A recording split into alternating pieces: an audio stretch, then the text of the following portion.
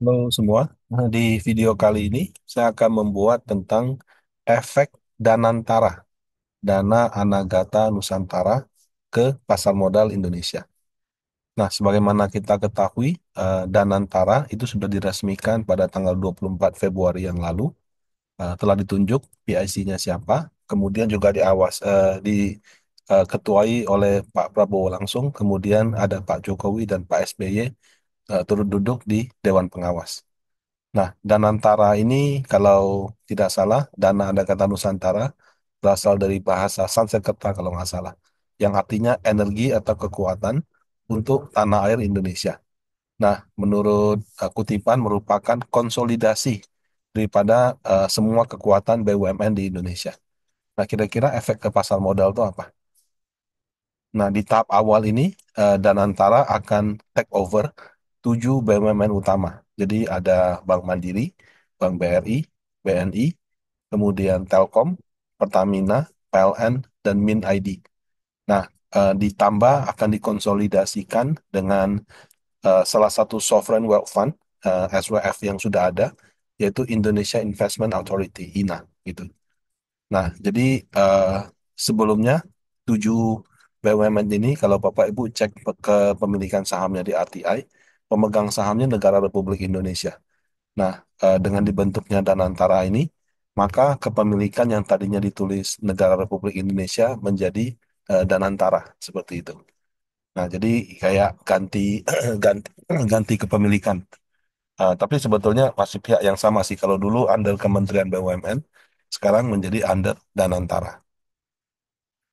Nah, kalau Mint ID Bapak Ibu yang ini Mint ID itu juga merupakan induk daripada perusahaan pertambangan di Indonesia. Ada Antam, PTBA, Tins, Vale Indonesia atau Inco, Freeport, kemudian Indonesia Asahan Aluminium, sama Mint Trading ID. Nah, jadi kayak Antam itu 65% dimiliki oleh Mint ID.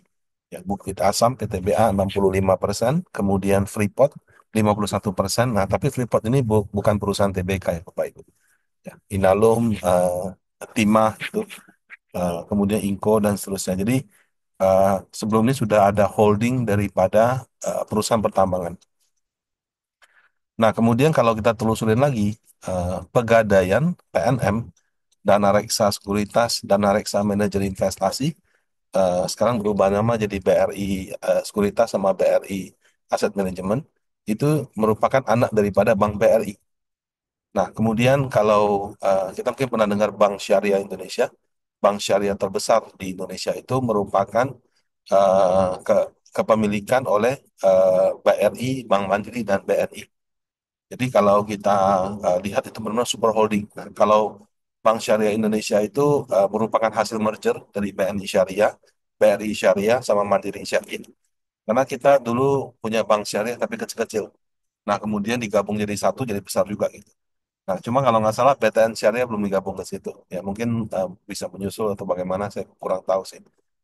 Nah, jadi kalau dibilang ini super holding, ini tidak tidak berlebihan. Kenapa? Karena ya semua BUMN besar yang menguasai hajat hidup orang banyak, kemudian sektor-sektor strategis, itu semua tergabung dalam super holding ini, gitu. Nah, ini belum lagi anak dari Bank Mandiri, anak dari Bank BRI, anak dari PLN, anak dari Pertamina, itu masih banyak banget gitu. Ya, Pertamina kan juga ada yang TBK, PGO kan. Nah, mungkin yang hulu atau hilirnya siapa tahu juga mau IPO lagi gitu. Nah, jadi di tahap awal ini itu terkumpul 600 billion US dollar atau 9.760 T. Nah, kemudian kalau dari pemberitaan yang saya ikuti, di bulan Maret nanti sisa-sisanya akan dikonsolidasikan. Ya. Nah, cuma kalau untuk perusahaan sawit kayaknya belum belum ada deh. Saya lihat kayaknya belum, mungkin nggak TBK kali ya. Kan kita ada PT Perkebunan, PTPN, tapi itu bukan perusahaan TBK. Nah, itu kalau digabung jadi satu lumayan besar juga. Nah, eh, 600 miliar saat ini adalah apa namanya Indonesia. Nah, nomor satu terbesar itu punya Norwegia, Norges. Kalau di pasar modal kita sebutnya Norges. Nah, Norges itu 1,7 triliun. Kemudian nomor duanya China, China CIC, 1,3 triliun US dollar. Kemudian nomor tiganya masih China, ya cuma dia tulisnya Safe Investment Company. China tuh sama Singapura sama, dia punya dua dua SWF, ya. China sama Safe gitu. Kemudian ada Abu Dhabi Investment 1,1 T, Kuwait 1 triliun, Saudi Arabia PIF, ya, Public Investment Fund. Kemudian ada eh, Temasek, sorry, ini GIC. Nah, kalau Singapura ada dua, dia ada GIC ada Temasek. Kalau di join itu juga 1 triliun lebih juga gitu. Nah, kemudian Indonesia di tahap awal 600, nanti di bulan Maret kata-katanya sih bisa sampai dengan 980-an. Jadi kalau sudah 980-an, dia akan masuk ke nomor 5 terbesar di dunia, seperti itu. Ya, jadi turut berbangga sih. Jadi ternyata semua BUMN di Indonesia kalau dikonsolidasikan itu jadi satu perusahaan, itu menjadi satu manajer investasi terbesar yang kelima di dunia. Itu luar biasa sekali. Nah, kemudian dari pemberitaan di CNN, kan Pak Prabowo melakukan efisiensi. Jadi perjalanan dinas, seremonial, alat tulis kantor gitu ya. Nah, itu dilakukan efisiensi. Kemana uangnya? Ternyata uangnya tidak hanya disetorkan ke apa namanya ke maksudnya tidak hanya digunakan untuk makan bergizi gratis, tapi juga akan ditambahkan ke Danantara ini. Ya, jadi dana efisiensi akan digelontorkan Prabowo ke beberapa peruntukan, makan bergizi gratis 24 billion US dollar 388 triliun, kemudian Danantara 20 billion 324 triliun gitu. Nah, kemudian dikembalikan ke lembaga sekian seperti itu. Nah, jadi kalau misalnya kita lihat efisiensi ini nggak cuma satu tahap, tapi nanti terdiri dari 3 tahap dengan total penghematan 750 triliun, di mana 200 diantaranya, sorry, 324 diantaranya itu akan disetorkan ke Danantara sebagai modal investasi. Karena kalau dia cuma mengkonsolidasikan nggak ada cash ya, gitu kan. Nah, supaya dia bisa melakukan pembelian, ya ini. Sebab kalau sudah dikonsolidasikan, dia baru dapat cash pada saat ada pembagian dividen, seperti itu. Nah, sehubungan dengan pembentukan Danantara ini, view saya seperti ini. Ada 5 poin sih. Pertama, super holding BUMN ini bukan merger.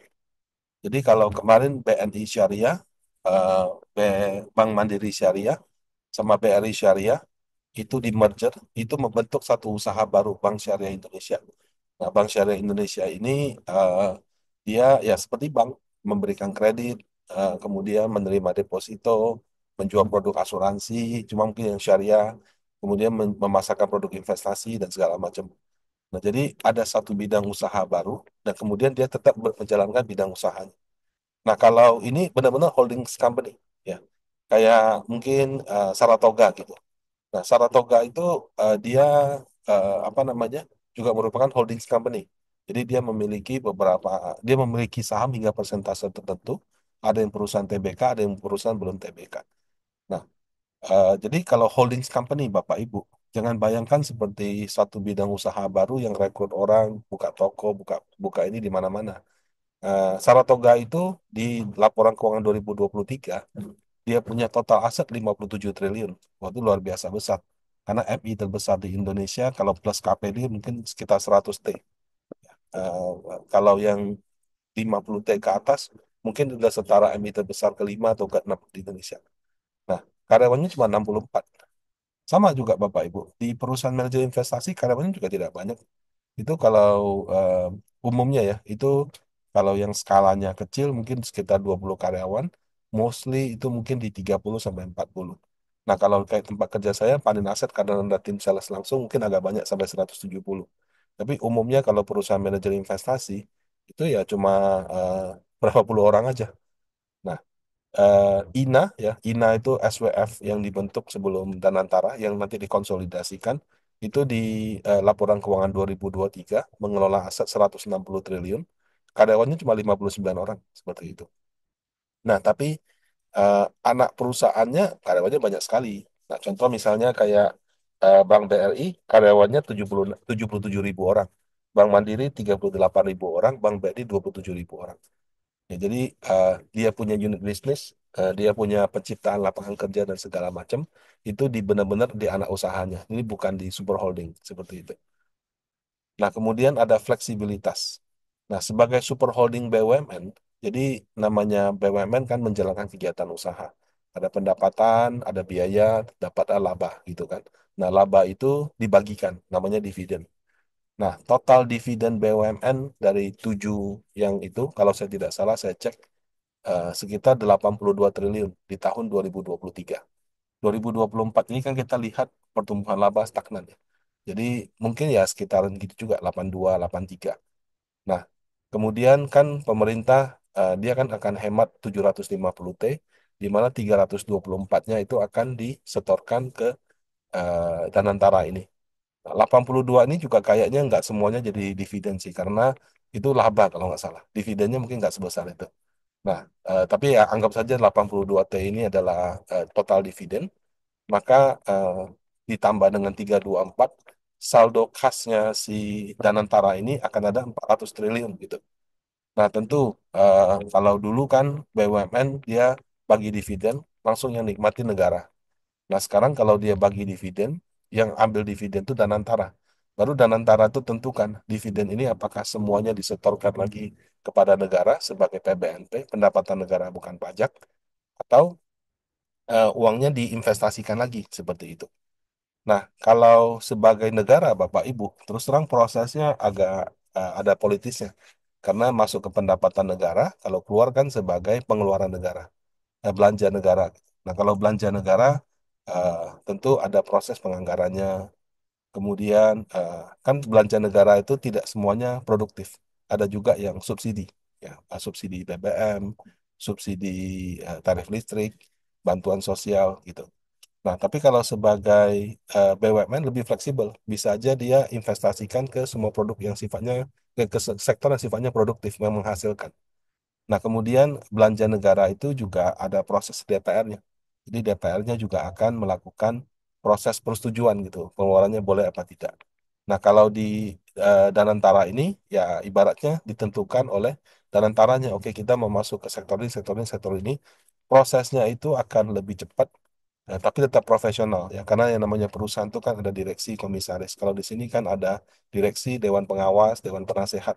Jadi harusnya proses seperti itu tetap akan ada, cuman proses di politiknya bisa dikurangi. Jadi fleksibilitasnya lebih baik.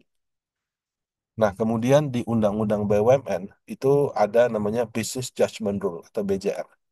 Nah, ini merupakan hasil daripada revisi Undang-Undang BUMN yang terbit di tahun 2025. Kemudian Business Judgment Rule ini memberikan dasar hukum kepada para pejabat untuk lebih berani take risk gitu. Karena saya kasih contoh ya, SWF Singapura itu eh, pernah berinvestasi di FTX. Ya, FTX itu kalau mungkin Bapak Ibu tahu zaman kripto lagi jaya-jayanya yang lalu, ada Sam Bankman-Fried atau SBF itu ya namanya kripto itu kan semua orang bisa bikin ininya sendiri gitu. Nah, kemudian ternyata perusahaannya gagal bayar itu suatu Ponzi scheme raksasa eh, dan eh, termasuk banyak yang rugi, termasuk banyak investor profesional. Dan dalam hal ini juga SWF di Singapura itu juga rugi karena mereka investasi kalau nggak salah berapa ratus juta dolar di situ. Nah, kalau di Indonesia kerugian seperti ini bisa menjadi masalah besar. Kenapa? Karena itu kan uang negara. Ya, kalau uang negara itu bisa tidak pidana korupsi gitu. Walaupun mungkin itu murni keputusan bisnis, nggak, siapa yang tahu juga itu penipu gitu kan. Nah, tapi apa namanya, kalau ketika kamu bekerja di BUMN, di mana ada harta kepemilikan saham oleh negara, maka kerugiannya itu berpotensi menjadi kerugian negara, ya, yang menjadi tidak pidana korupsi. Belum tentu yang bersangkutan menikmati untung dari situ. Kalau dia nikmatin berarti kan ada cashback atau apa, nah itu pasti korupsi. Tapi kadang-kadang ya benar-benar bisnis saja kan siapa tahu kan kita kira sektor itu akan atau usaha itu akan jalan ternyata enggak. Nah, hal ini sangat umum ya. Jadi kalau di bidang swasta yang namanya menjalankan usaha itu seperti itu. Sometimes we take risk, sometimes we konservatif. Nah, ketika kita take risk kita tahu ada resiko rugi. Nah, tapi kalau misalnya rugi di swasta oh ya, selama itu sudah di dijelaskan di rapat umum pemegang saham, tindakan penanganannya seperti apa dan seterusnya, ya udah gitu. Tapi kalau di negara itu ujungnya bisa kerugian negara. Nah, hal ini kadang-kadang menyebabkan pejabat jadi terlalu konservatif, tidak berani mengambil resiko, serta khawatir ada kriminalisasi gitu. Karena kalau kadang-kadang ngobrol dengan teman-teman yang ada di BUMN, misalnya 10 transaksi gitu, delapannya untung, duanya rugi, totalnya untung. Nah, duanya rugi itu bisa juga jadi permasalahan kerugian negara gitu.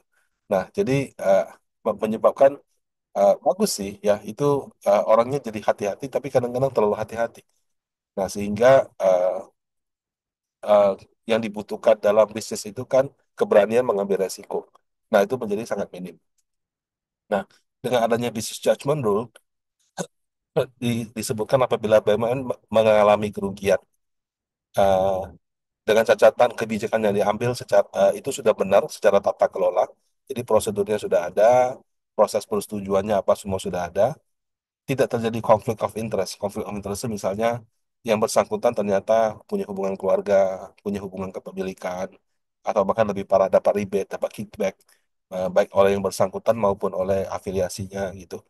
Nah, apabila tata kelolanya udah benar, tidak ada konflik of interest, maka pengambil kebijakan atau direksi BUMN itu tidak dipersalahkan seperti itu.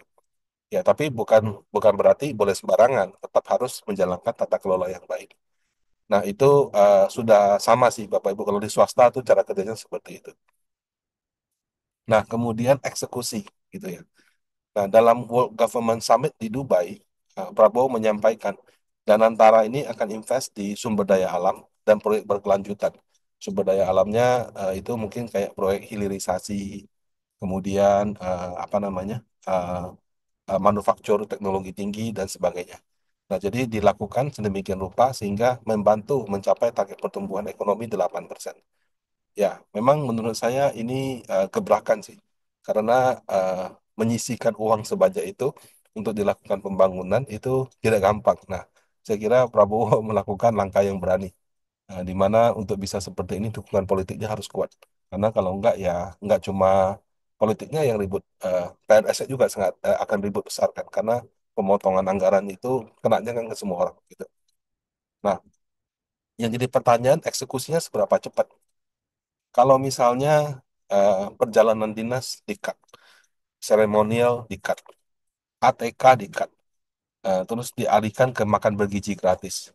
Jadi belanjanya yang tadinya paling untuk tiket pesawat, beli hotel, eh, kemudian kita mungkin eh, beli ATK, kemudian kita misalnya kalau seremonial kan orang apa namanya? Seremonial kan biasanya orang bikin yang cetak-cetak banner segala macam gitu. Nah, yang tadinya uang yang dipakai untuk beli itu, plus mungkin uang dinasnya si karyawan segala macam, menjadi beli sembako sama peralatan dapur. Ya, karena kalau untuk membuat makan bergizi gratis itu eh, dia biasanya harus membuat apa namanya, membuat kayak dapur, kemudian masaknya, ya mungkin juga ada transportasi pengantaran sama papan-papan untuk yang itu, yang tempat makannya itu. Nah, jadi konsumsinya tetap ada, belanjanya tetap ada, cuma berubah wujud aja gitu. Ya, mungkin yang satu pihak merasa dirugikan, tapi kalau misalnya uh, sekian T dipakai untuk makan, belanja makanannya banyak loh. Nah, itu juga akan menggerakkan ekonomi di level petani, peternak, dan sebagainya gitu. Nah, tapi tentu hitung-hitungannya ya, akan berbeda gitu ya. Nah, tapi ketika sebagian dana tersebut dialihkan ke Danantara, nah, Danantara kan dia terima dana. Ketika dia masuk, misalnya dibilang bangun hilirisasi. Bangun hilirisasi itu tidak segampang yang kita ngomong gitu. Karena satu, teknologinya tinggi. Kita mampu atau tidak. Kemudian yang kedua, ketika kita sudah membangun teknologi itu, kemudian ada pabriknya, bangun pabrik itu juga bukan sekali bikin setahun selesai. Semakin high-tech, ya mungkin butuh waktu semakin lama gitu. Nah, proses pengambilan keputusannya tentu nggak bisa segera. Nah, jadi itu akan ada uh, time lag gitu. Nah, kemudian katakan teknologinya ada, semuanya ada. Apakah semua mitranya itu memiliki visibility yang baik? Apakah bisa dipercaya gitu? Ya, karena yang niatnya tidak baik itu juga ada banyak juga bahkan kalau di dunia bisnis gitu. Nah, selama masa tunggu dia review segala macam, ada konsumsi yang berhenti. Nah, itu menurut saya mungkin akan membuat yang tadinya berubah wujud, nggak juga ada yang tidak jalan di situ.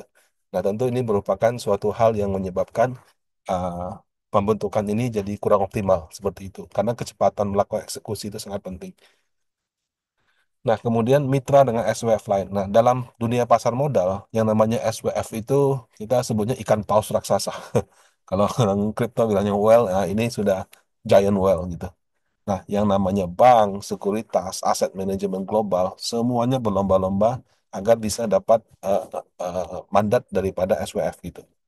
Kenapa? Karena transaksinya begitu besar. Bayangkan 1,7 triliun Norges gitu. US dollar loh. Nah, itu jumlah uang yang luar biasa besar. eh, yang ibaratnya kalau dapat deal dengan mereka, itu cuma dikasih 1%-nya aja itu sudah 17 billion US dollar. Nah, itu sudah lebih dari 100 T loh. Gitu. Nah, jadi ketika mereka bergerak, transaksinya besar. Pasti menggerakkan pasar. Ditiru sama orang gitu. Ya namanya copy trade gitu kan. Orang kan pasti lihat juga ini Norges mau beli apa enggak. Nah, dan orang juga juga punya keyakinan, oh orang-orang ini pihak-pihak yang ahli nih. Jadi kalau misalnya mereka beli, berarti mungkin ada potensi di situ. Nah, jadi sangat mungkin eh, kalau misalnya Danantara invest kemana, itu juga akan diikuti oleh SWF-SWF yang lain seperti itu, investor-investor yang lain. Nah, salah satu contohnya waktu Mitratel IPO. Waktu Mitratel IPO itu INA itu ikut. INA itu SWF yang sebelum ini. Jadi dia ikut di IPO-nya. Kemudian karena si INA investasi di Mitratel, itu yang ikutan itu ada dari SWF Singapura, ada dari SWF Abu Dhabi, seperti itu. Kalau nggak salah yang Singapura itu di atas 5%, kalau yang Abu Dhabi di bawah 5%. Jadi namanya nggak keluar. Jadi intinya ketika ada nama besar SWF invest di suatu sektor atau di suatu perusahaan, itu kadang-kadang sesama SWF itu saling ikut dia. Karena kalau yang level global tuh kadang-kadang suka begitu. Ya. Nah, jadi eh, itu 5 poin yang menurut saya terkait dengan pembentukan SWF. Nah, sekarang pertanyaannya, apakah akan ada dampak ke IHSG? Menurut saya secara langsung nggak ada. Ya, jadi nggak akan yang namanya pembentukan ini terus indeks akan naik atau turun. Kenapa? Karena dia cuma berubah nama aja. Yang tadinya Negara Republik Indonesia sekarang menjadi Danantara. Yang tadinya pengendalinya Kementerian BUMN sekarang menjadi Danantara. Nah, tapi Kementerian BUMN juga menunjuk kan wakilnya jadi direktur di sana, plus penasehatnya dari Menteri BUMN-nya sendiri gitu. Nah, ketika sudah berjalan, menurut saya dampak langsung ke indeks juga belum bisa ditentukan. Kenapa? Ya karena dia kan cuma ganti kepemilikan. Dia tidak ambil tunai dari situ karena dia baru dapat tunai ketika perusahaannya membagikan dividen. Nah, jadi apa namanya? Dia nggak akan beli saham langsung juga, jual saham juga enggak. Karena kan biasanya kalau kepemilikan investor yang di atas 50% itu cenderung stagnan gitu. Nah, eh, jadi apakah akan menjadi sentimen positif?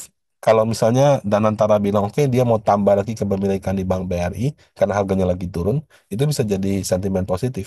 Terus ketika misalnya dia punya laba sudah, dia punya harga sudah naik ke atas, Danantara jual, itu bisa menjadi sentimen negatif. Tapi itu secara persepsi. Bagaimana dengan seruan? Orang bilang, ya udahlah pindah aja dari Bank BUMN. Ya, tidak apa-apa namanya orang yang tidak puas atau oposisi di setiap pemerintahan itu selalu ada gitu. Nah, kenapa? Karena tidak ada presiden yang dipilih yang votingnya 100% ke dia. Pasti ada yang voting ke pihak lawannya, baik di level eksekutif maupun di legislatif. Nah, cuma ya yang di bawah Danantara ini nggak cuma bank gitu. Isi bensin Pertamina juga di bawah Danantara. Listriknya kita PLN juga di bawah Danantara. Telkom, Telekomunikasi Indonesia juga di bawah Danantara.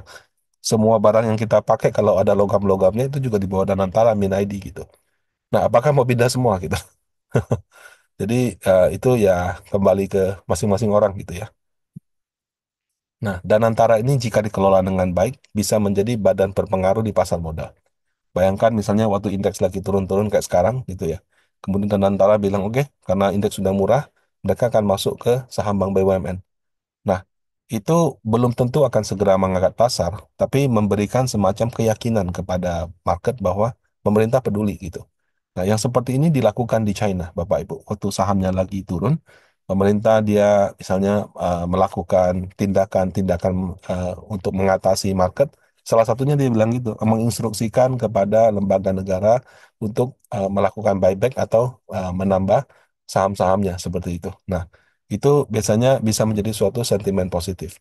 Nah, selama ini kalau saya lihat mungkin karena alasan nggak boleh rugi itu membuat kalau investasi saham cenderung dihindari. Jadi mungkin dengan adanya SWF dan Antara ini bisa membuat yang namanya investasi ke pasar modal itu oleh pemerintah bisa lebih bagus.